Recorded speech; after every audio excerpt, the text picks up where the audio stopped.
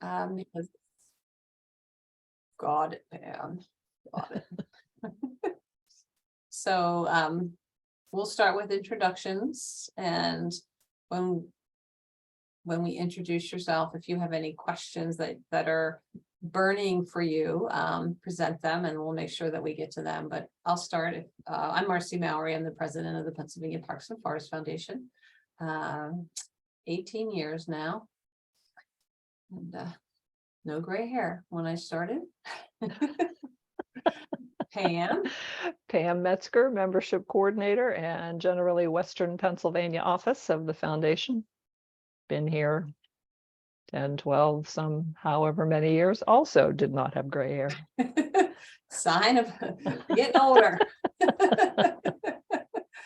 Dan. Yeah, I'm Dan Mumford. I'm the secretary and editor with the Friends of World's End State Park. Great, thank you, Dan. And Victoria. I do also go by Tori. I don't know if that helps. Okay, excellent. So you don't have to say Victoria every time because that can kind of be annoying. And I am the secretary at Black Shannon State Park. And Tori, you just started, correct? Yes, that is correct. Okay. Well, Dan is seasoned. This is what, your 4th year, Dan? Fifth. Yeah, actually we were founded in 2018. So yeah, we're Okay. at 5 years this year.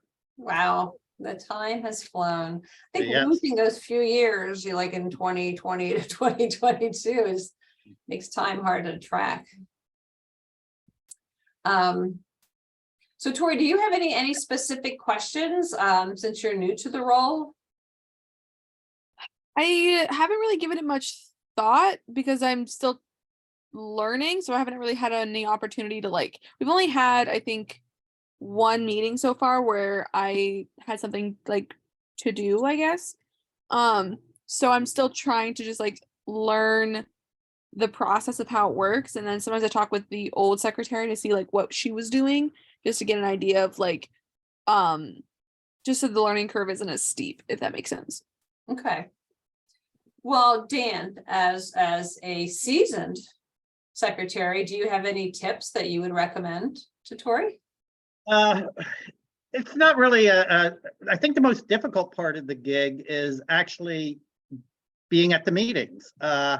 Because when you think about it, the secretary is really the only one that has to be there. I mean, everyone else can, submit their report, by email if need be, or have someone else give their report. But if you're the secretary, yeah, you're supposed to be there. You have to document the meeting. You can't, do that, hand that up. You can have someone fill in for you, but that's not a great thing to do. So that I have found is really the most challenging part. For those of us who are still working, not retired yet, and often sometimes have job conflicts. That's the only really tricky part. Now with the Zoom meetings, when we started going to Zoom, especially in the off season, that makes it a lot easier.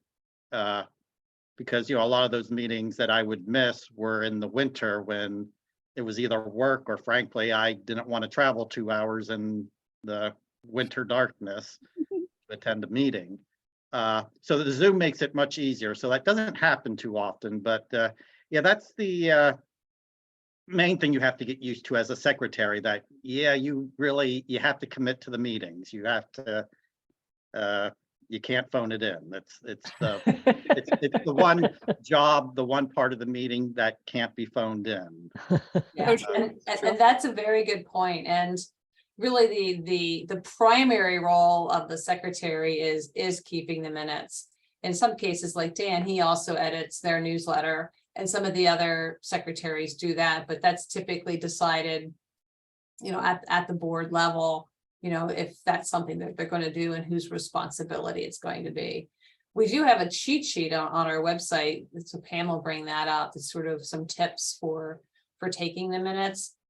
I keep them for the foundation, and I find it very helpful to have the agenda in advance, because I take my minutes with the agenda in hand. I do remember seeing this, and I remember when I was writing out the first meeting minutes, I remember looking at this template and using it. So that Okay. Yeah. Super. So you're Yeah, and familiar that's then with one of the key Friends things to being a resources then. secretary is just getting the templates. Once you have a template for your minutes and for your thank you letters you have to write, and for, the other kind of correspondence, once you've done that once or twice, you basically have a template. You keep that, and yeah, you just keep that and keep using that. That really makes things a lot easier. You do have to watch, on our thank you letters that we send to contributors, you do have to make sure you keep that up to date. Those things can, time passes quicker than you think. And the next thing you know, your thank you letter is looking rather dated and stale, talking about things that happened 2 years ago. Yeah. So yeah, you can use templates, but just keep in mind, do refresh them every now and then. Give them a look every now and then, and tweak them to reflect the current realities. Good Yes. advice. Very yeah, good that's- advice. And and when it comes to taking minutes, yeah, again, you get a template, and that what you have there is good guidance. You got to remember, don't let it overwhelm you. You're not documenting, you're not taking a transcript. There's a difference between taking minutes and doing a transcript. You're not doing a transcript. You don't have to write down everything that's said, everything verbatim. You're just hitting the key points.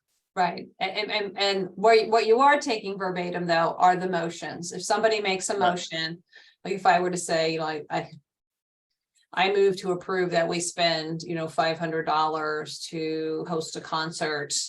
That has to be verbatim because that's what's being voted upon. Generally, we suggest that you don't need to record the name of the person who made the motion and the second. You would record if it was a unanimous vote, or if there was any dissension, like 2 people voted against the proposal, so you have that recorded. I like this, what Pam's showing you now. I find it easy to have all of my board members and any regular guests, like state park staff, listed so that you can just check them off as they come in and not have to worry about writing them down. That way, if somebody comes in the middle, you can just pop up there and check it off. Yeah, on the minutes, yeah, those motion, yeah, anything you're doing when you spend money or deciding to do something, yeah, those are the important things you document in a motion. And you make sure that's very clear and, in the minutes.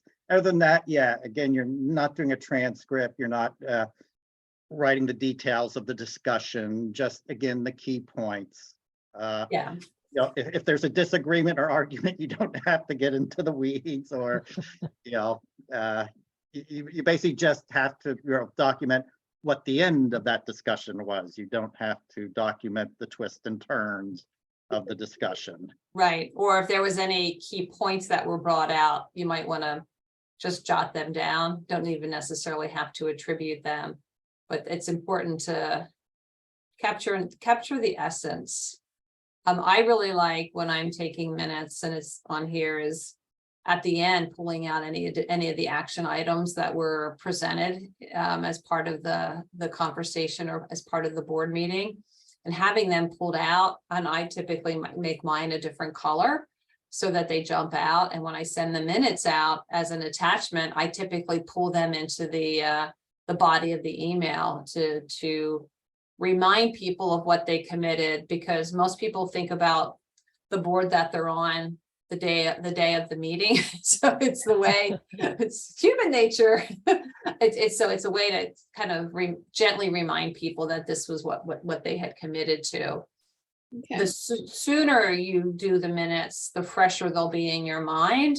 If you're like typing them up from notes, or if you're keeping on the computer, going back and editing them, and then trying to get them out in advance of the board meeting. Sending them out just before the board meeting doesn't give people time to react to things that they may have to do. You can send them out a second time before the board meeting in case people didn't see them, but I find it very helpful to get them out as soon as possible. Yeah, something my dad was saying. He was saying that because our previous secretary would take like 2 weeks to do the minutes, and he said that he wants them done sooner than later because he wants to send them out to people and get it on the website and like all these other things. So I've been trying to do it by the end of the week that the meeting is held, if that makes sense. Okay, and I will say, it was one of my points, please discourage your dad from putting them on the website. Board meeting minutes are not public documents. Okay, I will talk to him about it.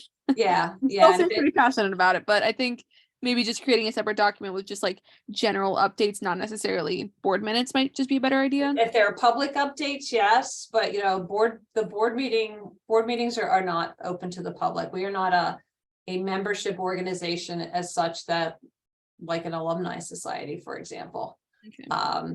And it could, particularly if there are names and stuff recorded, it could create challenges for people, or it could link people to liability. So you don't want to put your board meetings up on the website. And in fact, we have a friends group now where there's a disgruntled former park employee that keeps trying to get the friends group in trouble and keeps trying to like mine their minutes, and it's like they're not public documents and they are following. This is one of the most rule following friends groups. So it's like they're not doing anything wrong. We know they're not doing anything wrong. You're just a disgruntled person. We love Yeah, that's something I keep in mind when writing minutes, is that I try to avoid using people's names, especially if they're not, part of the group or part of the park. Because every time, at a meeting, we'll have a discussion about a summertime event, and we'll discuss, hey, maybe we should involve this person, that person, or this business or that business. I generally try to avoid naming those names in the minutes. I'll just use a generic description. The board discussed inviting various people or organizations or artists or performers or whatever to the event. Now, once the board's decided to, hey, let's spend some money on getting this person to this event, well, then at that point, yes, you in a motion, you identify the money you're spending and why you're spending it and who's getting that money. Yeah. Okay. And I think you also bring something up, Dan, is that, sometimes when your park manager is sharing things with you, it's in confidence. So if you're capturing that and then you're putting it up on the internet, you're taking something that's confidential information, which really is, again, what the meeting is. People need to feel comfortable in being able to have discussions, but sometimes friends groups are privy to information that the general public isn't going to know. So, you're actually then putting that out to the world. And generally, if there is something that's sensitive, if at all possible, I'll avoid putting it in the minutes or putting it in a way that you really don't, it's not divulging. Because the fact is, even if you're not putting them on a website, you're still sending those out to email to the board members. And once you send an email out, you don't know where that email can end up. It can circle the world. So I never write the minutes based on the assumption that, these are private and no one's ever going to see them. When I write them, I work on the assumption that, anyone could end up seeing this. And as a result, I need to be careful what I say and, do not divulge confidential or private information. That makes sense. Yep. So we don't mean to be beating on you when we should be beating on your dad. I'll tell him later. He's out right now walking the dog. Yeah. So I'll let him know when he comes back. Yeah, I mean, I think that, I understand where the intent is, but, please let him know that's not that's not a management practice that we recommend for a variety of reasons. Makes sense. There's all kinds of good stuff to put on the website otherwise. Yes, and Dan did reference something else. When somebody makes a donation to a friends group, if it's $100 or more, we send them a letter from PPFF acknowledging their donation. We're required by law to send it if it's $250 or more. For any donation, whether we're sending a letter or not, we really encourage friends groups to thank their donors. That is the number one way to get people to give to you again or to become a member again, is to let them know that you received the donation or the membership and that you appreciate it. But $99 and below, if you're not sending them something, they're not hearing from anybody. And our letters, when they go out for the $100 and above, say, thank you for making a donation in support of Friends of World's End State Park. And then it has required language on it that, we can make sure that you have. Yeah, we send acknowledgement thank you letters to everyone. Just this week I sent one to someone who donated $10. Yeah, we do that for everyone. And again, that's fairly easy. Once you have a thank you letter set up, yeah, you just plug in the date, the person's name, and the amount they donated. Yeah. And the exception is, if we get a really big donation, a nice generous donation, then we'll send them a more personalized letter.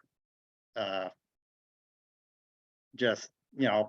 just seems more appropriate. If someone's sending you a really big check, you do more than just send them the regular thank you form. We make it a little bit more personal. Okay. And different chapters have different people taking care of that tasks. In some chapters, it's the secretary. In some chapters, it's the treasurer. In some chapters, it's somebody entirely different. It might be a membership chair. That's definitely a decision that's made at the chapter level as to who's going to be responsible for doing that. So Yeah. we're telling you about it, but it may not be you that's doing it. But Yeah. we have resources on the website for form letters and things, and I'm happy to help anybody who needs it pull something together so that you're using the IRS language and all that good stuff. The So state language. So Yeah, I think our letter, it came from based originally on your template. mm, We modified it, put our logo on it, and exactly. made wording to Taylor World's End. But yeah, it's basically based on your format. It's got the good stuff in it. Yep. Yeah. Right. And some secretaries are also doing, some other communication pieces. So Tori, you really need to, if they haven't already established your role outside of the minutes, because that's all this, that's all of our bylaws that it says that's the role of the secretary, but there can be other duties. You might want to confirm what other duties are expected of you. Okay, I'll make a note of that to talk to them at the next meeting.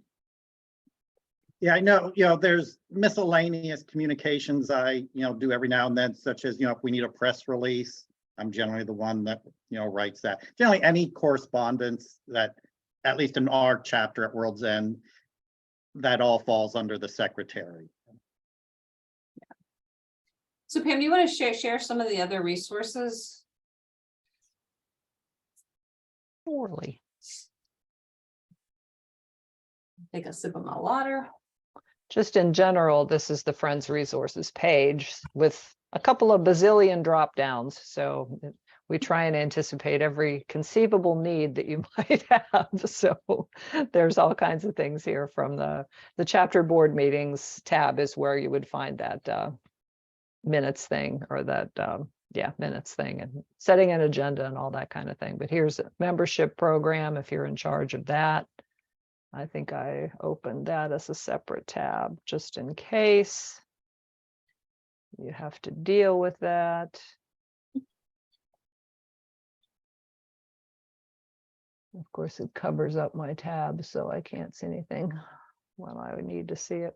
So there's different samples of membership brochures, and I also have a membership guide that kind of gives you a step-by-step as to how to set up a spreadsheet and then do mail merges of your welcome letter, your renewal letter, maybe a membership form, and even membership cards if you want to do that. So that's all under that tabby. Marcy's favorite tabby is our event prep and planning, where we have this wonderful new decision tree.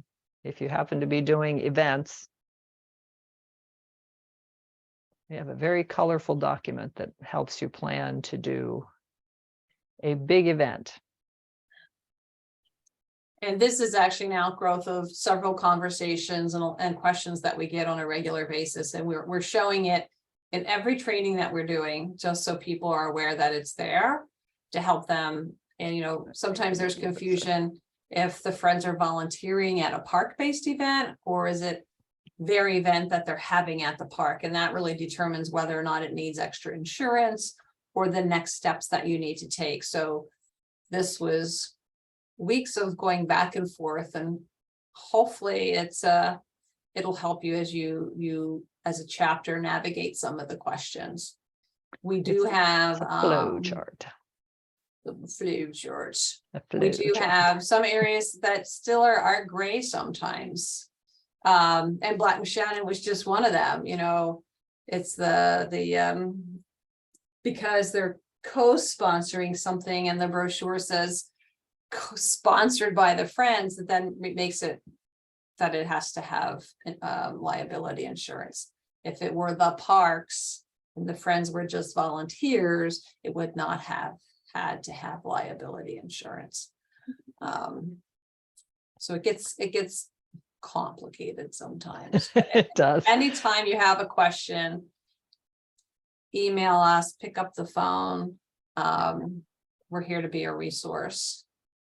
And hopefully And we've those events anticipated sometimes all of the generate documents. some of the, I was talking about miscellaneous documents, secretary may do. Those events often, generate those kind of miscellaneous Oh, documents. yes. Even including like, the posters advertising the event or promoting the event. Or even like the day of the brochures, or, whatever you're handing out on the day of the event, that, falls in our chapter to the secretary to create that stuff. It's because you're creative. And it's not like, I do it, but the group has input. I mean, I send drafts to them, they tweak, have suggestions. So it's not, a one-man band. Right. But ultimately, yeah, and at least in my chapter, it is the secretary that's ultimately responsible for that kind of stuff as well. Yes. We do ask, we didn't mention this, that, we are added to the minutes distribution list, because we do look at the minutes. That's way, since we try to get out to each Friends group at least once a year. Past 2 years, we haven't been as good about that.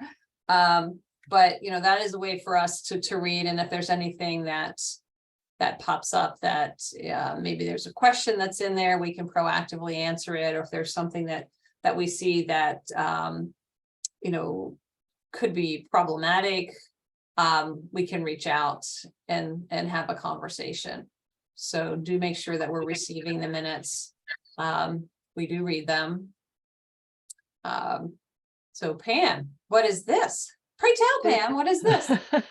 This is an archive of the chapter monthly, or the tidbits we used to call them. So if you're receiving those hopefully every month with training information, things we're sharing, things you need to know, those are the chapter monthlies from Marcy, and I'm archiving them here under the excuse me, chapter monthly / tidbits drop down of the resources page. So March just went out the other day, and it's been it's been linked already. So Yeah, they're juicy bits of information. Highly that's recommended right. it.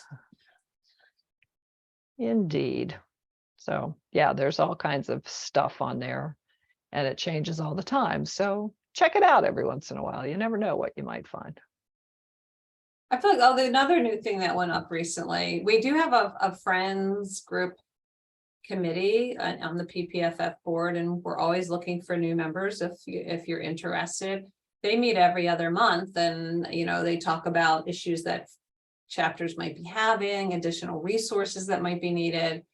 And so one of the things that we put together, and I'm not sure where it is hosting a community open house, as a way to bring local people into the park and maybe learn more about it, because experience has shown that oftentimes people that live the closest to the park don't necessarily know what's available there, or there's misinformation or miscommunication. We did one and a lot of people felt that if, unless they were camping, they weren't allowed to be at the park or weren't able to access certain areas. So it's a way to connect people, help them to understand what you do as a friends group and help them to understand what the opportunities are at the park. You'll find that under fact sheets and other how-tos. So we gathered some expertise from other chapters and community open houses under there. So I don't know if it'll follow me as I open the actual document. We'll see if it follows. I think Everybody this see one that? does. I think it's meat that doesn't follow. Oh, that's cool. So yeah, here's just a little step-by-step on how to make it happen. Refreshments are important. I guess it didn't follow. It just says as a swirling little piece there. Oh, bummer. Okay, well, there you go. Okay. But anyway, you'll find it under fact sheets and other how-tos.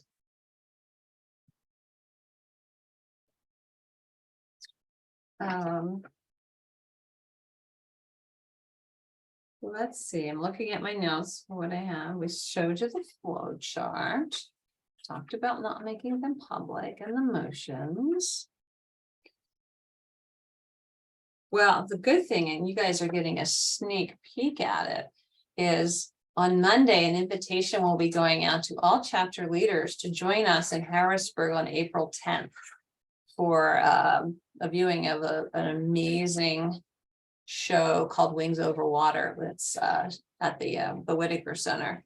So you're getting a little sneak. Keep your eye on the inbox. Tori, it might be a little far from you, but maybe you guys can have a road trip down to Harrisburg. Dan, if you're in town, that would be Yeah. if Make Monday note of the that. 10th is one of your work days. It's a fabulous documentary. My husband and I saw it, and I said if I had known I was going to sob for 45 minutes, I wouldn't have worn mascara. It was it's really moving. It's really, They really have beautiful. these cameras like embedded with some dynamic species of birds, and they follow them on their migration. You're actually flying across the Gulf of Mexico with a was a warbler, right? Yeah, yellow warbler. Yeah, it's amazing. So yeah, it'll be fun. And we're gonna have Twizzlers, right? We're gonna have Twizzlers and Take 5 bars, and it's gonna be a fun evening, and it's a thank you. We are one of the sponsors that helped to bring that documentary to Harrisburg, and so we are using an evening to offer a free showing to our volunteers and members. So, and friends groups are part of that. So it's a way to thank you all for what you do. So we talked about thank you letters. I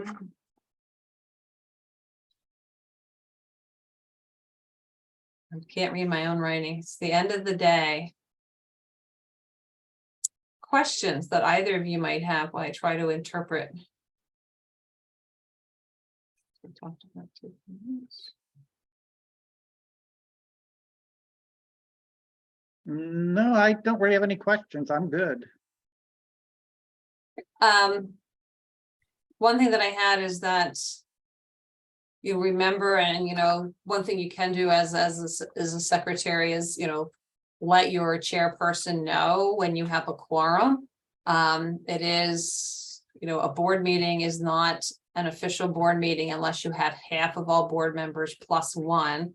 That's your quorum, half plus 1, unless they are present.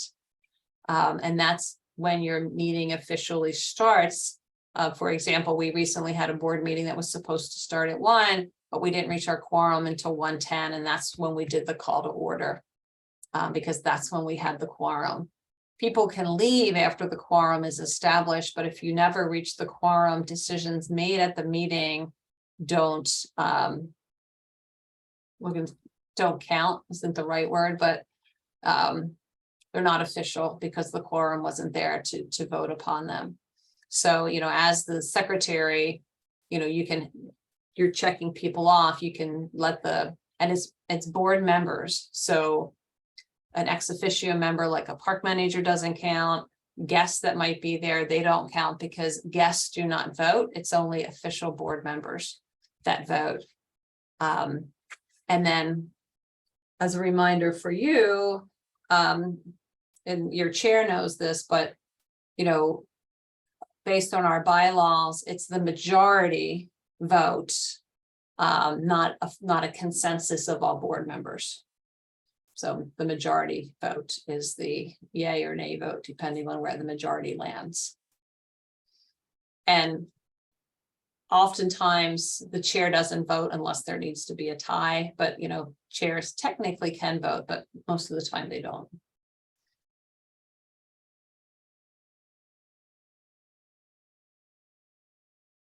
Okay. And Right, well, just I a don't re- want to keep you if we have nothing else to chat about. I don't Just know. as a reminder, if you happen to be Everything- communications and social media, we'll be gathering with Brian on the 22nd of this month for the Yeah. second one of these in 1 month. So Yeah. My dad and I will both be at that meeting. Okay, excellent. That's I- World I- Water Day. Ooh, yum. Yay. We're both at Parks with Water. Celebrate World Water Day. And Tori, happy International Women's Day. Well, slay. Love that. Yep. All right. Well, you know, if, like I said, we do have a Friends Committee of the Board of PPFF. If either of you are interested in joining that, or any members of your friends group are interested in joining that, we welcome new members. We also have an advocacy committee that we invite, you know, chapter leaders to join. Inclusion, diversity, equity, and access is another committee. I think those are the three primary ones that if friends, board members are interested in serving, you know, they're welcome to join any of those PPFF committees. A question did pop up. There are board meetings, but there's also the annual meeting, you know, which is more public. What about the minutes from those? Do you, I've always assumed that those are more public because again, it's a public meeting. What are your thoughts on that? I would keep minutes, but I still wouldn't post them. You wouldn't post them? Okay. Yeah, and if there's highlights, like, you know, these are the events that we decided to do the next year, those types of things I would put out. But Yeah, I that's the think kind of it's- stuff we would like put in the newsletter. right. You know, and oftentimes at the annual meeting, that's might be where you're doing your voting for your board. So, you know, you could announce who the board is for the following year.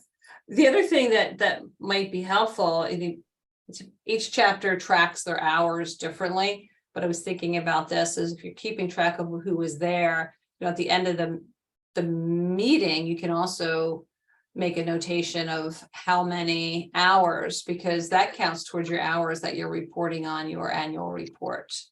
And that helps, might help the chairperson, who oftentimes is the person keeping or submitting the annual annual report, helping them Mhm. to know how many hours were spent in board meetings. Yeah, I in the header of all my minutes, you know, I have the date, the location, and then the time, when it started, when it ended. And another important thing in the minutes, and sadly to say, it may be the most important thing because it seems to be the part people need the most, is the next meeting information. Oh, yeah. So I always, you know, make sure that is highlighted at the end of the minutes, usually in bold font. I point out, you know, when the next meeting is, what time and where, and the format. Is it Zoom? Is it in person, etc. That, you know, sad to say, is usually, I think, probably the most used part of the minutes. Good point. Yeah, and here's the other thing that we try to encourage is having the mission on the minutes, and we encourage the chairperson to have the mission on the agenda, so it's constantly in front of people, because that's where you all come together, is that shared mission. Pam, what do you have? On the resources page, believe it or not, under volunteer Really? management, there's a document in spreadsheet and PDF formula called hours tracker. So you can have a different little spreadsheet for meetings, programs, and work days. And if you fill them out as you go along, at the end of the year, it'll total it all up for you, and you'll know how many people, how many hours, how many volunteers.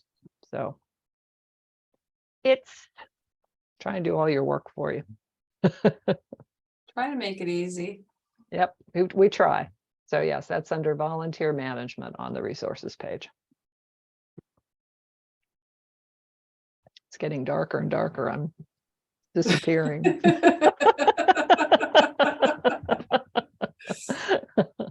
So next Yeah. week at this time, it'll be light still, so. Oh, I know, but you know, Something to look I'm not forward looking, to.